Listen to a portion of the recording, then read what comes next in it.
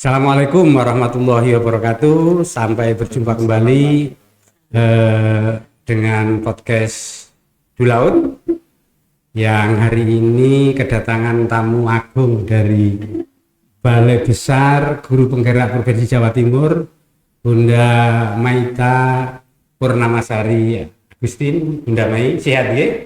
Alhamdulillah bisa datang di SMP Negeri 2 Tuban. Di sebelah kanan kami di depan Bunda Mai ada kepala sekolah kami Pak Fatih Muin. Sehat Pak Muin nggih? Sehat, alhamdulillah. Alhamdulillah Pak Muin. Dan sebelah kiri narasumber yang juga tidak kalah jauhnya dari Dulaut, Bunda Umi Aisyah dari SMP Negeri 2, SMP Negeri 1 Palang. Sebelum kita mulai dialog kita yang bertema dengan transformasi pendidikan bagi sekolah penggerak, kita ucapkan salam podcast Dulaut. Yuk tonton. Terima kasih Pak Muin. Sebelum ke Bunda Mai dan Bunda Umi, Pak Muin barangkali bisa diceritakan ya. Di Tuban ini kan beruntung ya, SMP Negeri 2 Tuban dan SMP Negeri 1 Palang itu masuk gerbong sekolah penggerak. Di Tuban hanya 6 sekolah kan SMP ya. Dan di tingkat nasional persentasenya juga tidak begitu tinggi ya. Artinya SMP Negeri 2 Tuban dan Palang ini beruntung sekali ya, dapat paket sekolah penggerak, dan ini kerja keras Pak Muin selaku kepala sekolah dan Bunda Umi ya. Pak Muin mohon diceritakan ya, barangkali perjalanan sampai hari ini ya, sudah berjalan berapa bulan dan program-program apa yang sudah dilaksanakan, dan harapannya ke depan nanti bagi Dulaut SMP Negeri 2 Tuban ini sebagai pionir sekolah penggerak di Tuban ini bisa dijelaskan Pak. Ya, terima kasih Cak Sarip, Bunda Mai, Kak Mai dan Kak Umi, ya. Dan Cak Sarip. Terima kasih. Memang saya menjalani proses yang cukup lama pada saat saya mengikuti perekrutan sebagai kepala sekolah penggerak, yang otomatis nanti kalau saya lolos di kepala sekolah penggerak, otomatis sekolah saya sebagai sekolah penggerak. Dan alhamdulillah pilihan itu jatuh di SMP Negeri 2 Tuban sini ya. Dan selama 1 semester ini, mulai dari kegiatan komite pembelajaran hingga hari ini, memang banyak pengalaman yang saya dan teman-teman nikmati. Jadi ada hambatan, ada kekurangan, itu kita nikmati sebuah tantangan. Karena saya ini memang kalau nggak ada tantangannya, saya kalau terlalu banyak diam itu malah ya leher ini berat Pak. Ya, kalau ada aktivitas gitu, ya alhamdulillah. Jadi Pak Muin ini Bunda Mai tipe kepala sekolah yang tidak mau diam, tidak mau pada zona aman ya. Monggo Pak. Bergerak dan menggerak. Iya, betul. Maka branding saya adalah Dulaut Bergerak Maju. Dulaut Bergerak. Ya, bersama teman-teman dari guru dan juga TAS yang ada di sekolah kami itu. Jadi mulai dari awal kita concern dengan kegiatan dari sekolah penggerak ini dari Kemendikbud. Kita banyak di semester 1 ini kegiatannya untuk peningkatan sumber daya manusia, kemudian di perencanaan berbasis data, digitalisasi sekolah. Jadi kita fokus di 4 hal yang memang disarankan oleh Permendikbud terkait dengan sekolah penggerak. Dan alhamdulillah saya juga menikmati, kalau saya memang tugas utama saya kan ada 3 di manajerial, kemudian di pengembangan kewirausahaan dan supervisi. Dan kemarin saya mencoba bahwa ruhnya kurikulum baru itu mesti ada di pembelajaran. Nah, itu yang saya fokuskan, sehingga saya pada waktu eksplorasi platform Merdeka Mengajar, saya tidak mencari yang literasi, saya balik dari belakang yang kualitas pembelajaran itu. Di situ saya explore, saya menemukan salah satu materi di PMM tentang refleksi pembelajaran. Ada yang 4F dan sebagainya. Saya memilih yang miliknya model Gibbs itu. Nah, itu yang kemarin saya terapkan di sini pada waktu ada supervisi pembelajaran yang juga dibantu Cak Sari dan teman-teman senior. Kita fokus setelah guru mengajar harus mengisi jurnal refleksi itu. Dan alhamdulillah kemarin dari evaluasi sementara memang ada perubahan di sisi etos kerja guru ya. Jadi mulai membaik meskipun belum 100%, tapi sudah saya yakin nanti saya lanjutkan. Dan ini salah satu buah dari ilmu atau manfaat yang kami peroleh dari program sekolah penggerak jadi ini. intinya di SMP Negeri 2 Tuban ini dalam paket sekolah penggerak Pak Muin ya, fokus Pak Muin di awal-awal program ini berjalan adalah transformasi pembelajaran. Betul. Nah, transformasi pembelajaran itu arahnya di penguatan sumber daya manusia guru yang nanti harapannya pembelajarannya meningkat ya. Ya, dan dari hasil kemarin itu diikutkan lomba Pak Muin ya itu ya. Bisa diceritakan sedikit Pak Muin itu. Iya, sebetulnya konsep Desi Evarena ini sudah pernah saya terapkan di 2 sekolah saya sebelumnya. Iya. Dan Desi Evarena singkatan gitu. dari mendeskripsikan, mengevaluasi dan menganalisis dan rencana tindak lanjut. Iya. Itu sebagai panduan guru ya. Iya. Itu ilmu aslinya dari GIPS ya. Kemudian saya terapkan di sini dan memang manfaatnya menurut saya besar. Guru akan lambat laun mengetahui kelemahannya sendiri. Jadi supaya tidak gampang menyalahkan murid. Murid saya kok nggak motivasi, murid saya kok nggak mengerjakan tugas. Refleksi diri itu. Jadi perlahan-lahan saya berharap guru, ini kelemahan saya ya. Saya harus refleksi ini, maka saya harus memperbaiki di rencana tindak lanjut berikutnya. Itu yang saya angkat kemarin di apresiasi lomba guru dalam rangka Hari Guru Nasional ya. Dan alhamdulillah Pak Muin juara peringkat 2 provinsi Jawa Timur dan berkesempatan untuk mengikuti puncak acara di Jakarta. Terima kasih. Matur nuwun. Selamat. Enggak. Tuban kelihatannya belum. Memang ada teman-teman yang beberapa itu luar biasa. Daerah lain umroh, Pak. Ya, saya harap nanti Tuban akan ada strategi lah. Moga-moga podcastnya ini didengar oleh Pak Dinas. Pasti. Ya. Terima kasih. Terima kasih. Okay. Ditahan dulu Bumi ya. Nanti pengalaman barangkali penguatan SDM di Palang 1 ya berkaitan dengan program-program guru sekolah penggerak di sana. Yang kedua ini tamu agung kita ini Bunda Mei. Kak Mei ya. Kak Mei. Iya. Mendatangkan Kak Mei di studio ini nggak gampang. Indahnya ramahnya. Karena dia kemana-mana. Kak Mei selama ini kan berkiprah ibadah di Balai Besar Guru Penggerak ya. Dan kita lihat bahwa salah satu tugas Balai Besar Guru Penggerak adalah bagaimana mendorong kepala sekolah, calon kepala sekolah, calon pengawas, dan manajer pendidikan di satuan-satuan sekolah itu menjadi bagaimana memiliki satu daya cepat bertransformasi di dalam mewujudkan visi pendidikan nasional, Bunda. Ini dari keliling-keliling seluruh Indonesia kunjungan ke sekolah-sekolah penggerak ini barangkali pengalamannya bisa ditularkan kepada semua pemirsa podcast kita, Bunda Mei. Monggo. Ya, pertama saya ingin memberikan informasi bahwa Balai Besar Guru Penggerak Provinsi Jawa Timur sebagai salah satu balai besar di antara 6 balai besar di Indonesia punya seluruh Indonesia hanya 6. Ya. Punya tugas sebetulnya bukan hanya di transformasi pembelajaran lewat program sekolah penggerak, tapi juga kita punya program yang mendukung program kementerian di Guru Penggerak dan kurikulum merdeka serta transformasi digital. Dan tahun depan akan lebih merambah kepada PKB, pengembangan kekompetensian berkelanjutan dari teman-teman guru. Teman-teman kompetensi. Untuk di sekolah penggerak sendiri, saya kebetulan di BBGP juga masuknya di Pokja atau kelompok kerja di Balai Besar. Ada berapa Pokja, Bunda? Ada PGP, PSP, pembelajaran atau kurikulum, kurikulum merdeka, kemudian transformasi digital. Ya, saya kebetulan di Pokja program sekolah penggerak dan selama 3 tahun ini saya menjadi koordinator fasilitator sekolah penggerak. Kalau yang angkatan 1 saya kebetulan ditempatkan di Papua, alhamdulillah, di Jayapura. Kemudian setelah berubah menjadi balai besar, waktu itu di Papua masih P4TK. Setelah berubah menjadi balai besar, saya kemudian mendampingi teman-teman di Jombang, dan sekarang saya beralih ke kota metropolitan mendampingi teman-teman di Surabaya. Saya banyak mendapatkan inspirasi dari program sekolah penggerak ini, terutama kaitannya bagaimana guru itu dimotivasi untuk terus belajar.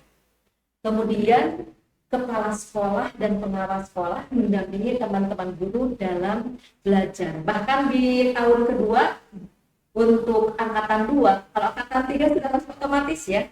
Untuk PMO-nya sudah 2 bulan sekali. Iya, betul. Manajemen office-nya ya. Iya, kalau dulu kita PMO itu kan berlakunya setiap bulan ya bagi kalau dulu angkatan 1 ya. sebulan sekali. Kalau sekarang juga angkatan 2 tahun ke 1 juga sebulan sekali. Bulan sekali. Di plotting oleh kementerian 2 bulan sekali. 2 bulan sekali. Pada waktu PMO daerah itu banyak sekali hal-hal yang bisa kami rekap bahwa masalah pembelajaran serta asesmen itu masih menjadi kendala untuk teman-teman guru. Bahkan saya sering mengatakan seperti ini kepada teman-teman. Apapun kurikulumnya, kalau kita masih punya pemikiran bahwa kurikulum itu hanya sebatas administrasi, ya, maka tidak akan ada perubahan apapun.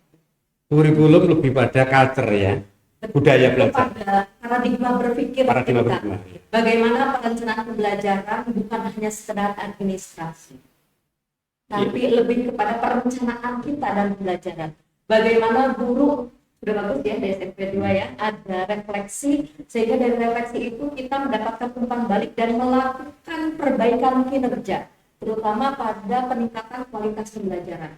Karena salah satu ciri dari kurikulum Merdeka adalah peningkatan kualitas pembelajaran yang berdampak kepada peserta didik. Kalau ditanya misalkan apa fokus teman-teman guru, murid. Iya. Yang kedua murid. Yang ketiga murid. Damai barangkali sedikit menambahkan ya. Roh dari kurikulum Merdeka yang hari-hari ini juga merupakan bagian penting program-program sekolah penggerak ya, sebelum terimbaskan kepada sekolah yang lain, itu adalah bagaimana membangun perencanaan pembelajaran yang berbasis pada siswa. Bukan hanya perencanaannya saja, pelaksanaan juga, tapi pelaksanaan dan sampai pada hasil belajar. Sehingga antara pembelajaran dengan asesmen itu sebagai dua hal yang tidak bisa dipisahkan. Selama ini kita menganggap bahwa asesmen itu hanya melihat hasil akhir kan? Betul, iya. Padahal justru kita bisa mendapatkan umpan balik, perbaikan kinerja, kualitas pembelajaran itu di formatifnya. Iya, betul. Jadi satu hal bahwa di dalam asesmen kurikulum Merdeka itu asesmen itu sinergis dengan proses. Ya, jadi itu yang menjadi roh yang kemudian ada satu refleksi yang nanti kemudian guru akan melakukan satu perbaikan kinerjanya. Terima kasih Bunda, dan nanti mungkin sesi-sesi yang lain kita akan saling bertemu. Selanjutnya Bunda Umi ya. Siap Bunda Umi ya. Bunda Umi ini cah palang dilawan. Bunda Umi, tindak lanjut dari Pak Muin dan Kak Mei tadi. Seberapa enjoy teman-teman di Palang 1 dalam menikmati program sekolah penggerak ya, karena memang tadi base-nya adalah bagaimana SDM guru itu meningkat dari program sekolah penggerak itu. Monggo Bunda Umi. Terima kasih. Pas ini pertanyaannya seberapa enjoy. Boleh curhat, boleh cerita apa dan apa. Ketika pertanyaan Cak Sarip seperti itu, nyuwun sewu Bunda Meta dan rekan saya Pak Muin, kadang saya ingin bertanya, saya sering bertanya pada Pak Muin, berapa besar pengaruhnya guru penggerak, sekolah penggerak terhadap konsep atau kenyamanan berpikir teman-teman di lapangan. Karena yang saya tangkap goalnya sekolah penggerak itu adalah menghasilkan lulusan yang berkarakter Pancasila. Ya, ada dua itu, jadi di sekolah penggerak itu harapannya ada satu percepatan kompetensi dan karakter ya Bunda ya. Ya, silakan karakternya di profil pilihannya itu ya. Monggo Bunda. Di hati saya dan beberapa kali saya sampaikan ke guru-guru, percuma guru-guru kita itu hebat, percuma anak-anak kita punya prestasi hebat ketika karakternya tidak hebat. Sehingga saya mengajak teman-teman mulai ayo menata karakter anak-anak. Dan kebetulan di Palang 1 ini memang sudah menjadi kebiasaan lama, barangkali ada pembiasaan yang menurut saya bisa menguatkan karakter anak-anak yang orang bilang anak pinggiran, anak pantura dengan kondisi sosial yang seperti itu. Tapi kalau Palang 1 itu juga maju seperti SMP 2 Tuban, Bunda Umi. Maju dekat laut. Iya, monggo Bunda Umi. Pembiasaan yang dibangun bisa diceritakan juga. Jadi setiap harinya itu, setiap pagi sebelum pembelajaran kita sudah punya pembiasaan rutin untuk hari Senin sama seperti yang lain, upacara bendera barangkali. Untuk hari Selasa, Rabu, Kamis kita berbagi gender, tidak membedakan, tapi karena tempat, situasi dan lain-lain, maka ketika hari Selasa anak putra kita letakkan kita ajak ke lapangan, yang putri di masjid untuk pembiasaan sholat duha. Dan di lapangan itu karakter kita dengan instrumen lagu Indonesia Raya, anak-anak mendekatkan tangan kanan di dada, kami pastikan anak-anak menancapkan cinta pada bumi pertiwi ini, kemudian dilanjut dengan menyanyikan pesona Mars Sekolah. Itu kita laksanakan sampai hari Kamis, gantian putra putri itu tadi. Untuk hari Jumatnya kita duduk Mars Sekolah ya. Itu pembiasaannya di lapangan. Waktu pagi sebelum pembelajaran. Sebelum itu kita sudah bareng. Semacam ini apa? Kalau dibariskan di depan tapi tidak upacara itu namanya apa? Apel ya. Iya. Kalau dulu kan literasi gitu. Iya. Kita ganti dengan itu, dengan harapan satu, memang cek wali kelas kehadiran anak-anak, kesiapan. Kemudian sekali lagi menengahkan karakter itu, Cak. Kita mulai dari kegiatan seperti itu. Mulanya ada beberapa anak yang harus dipaksa ya, mulanya. Mudah-mudahan dengan kebiasaan akhirnya menjadi terbiasa. Itu namanya budaya positif. Budaya positif.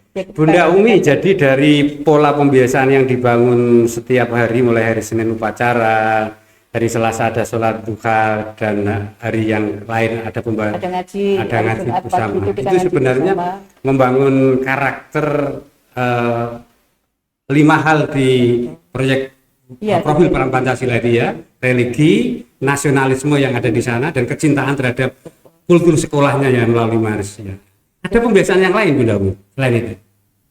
Yang kita kuatkan itu dulu, 5 itu kan luar biasa. Ada satu pembiasaan yang mungkin belum bisa saya katakan 90% itu One Day One Juice, karena kebetulan sekolah kami besar dan yang beragama One Day One Juice. Dari 836 itu hanya 4 anak saja yang beragama lain, sehingga kami bisa melakukan atau mencoba One Day One Juice. Itu digilir per hari gitu. Jadi setelah 7 ya kan mulai sudah berjalan. Alhamdulillah, mudah-mudahan kita kuatkan lagi. Kalau selama ini mungkin kalau jadwalnya 7A mungkin belum semua 7A yang datang. Kita berharap terus ada manfaatnya dan ada pembiasaan yang positif. Yang kedua, Cak Sarip, ini goal di siswa, goal di guru. Sekali lagi kita setengah tahun berjalan ya Pak Muin, saya ingin mencoba mengajak teman-teman untuk keluar dari zona nyaman untuk belajar.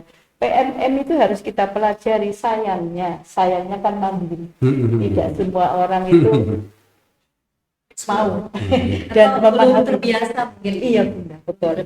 Kami akan tetap maju, cuma kadang memahami konsep dengan belajar sendiri dengan mendatangkan Kak Mai sangat berbeda. Andai kita punya jadwal rutin ya Pak Win ya, bertemu dengan orang-orang hebat. Tapi Kak Mai di PMO sering kan secara rutin berjumpa dengan kawan-kawan kepala sekolah penggerak.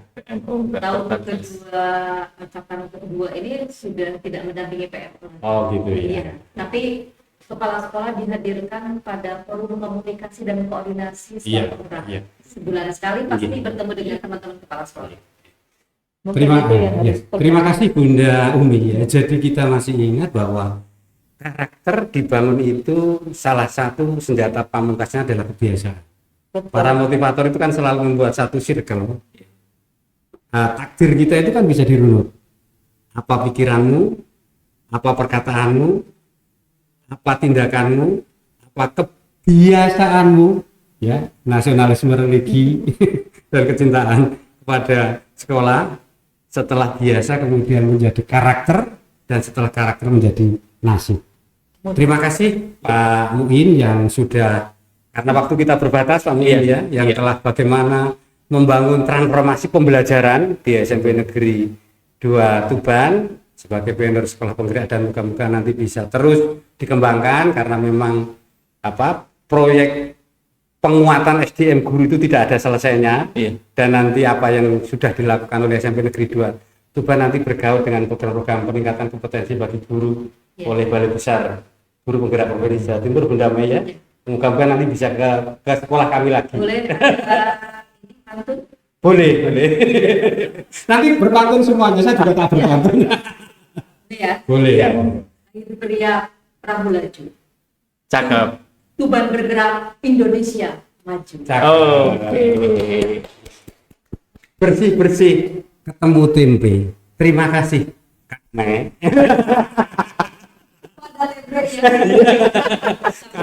Iya.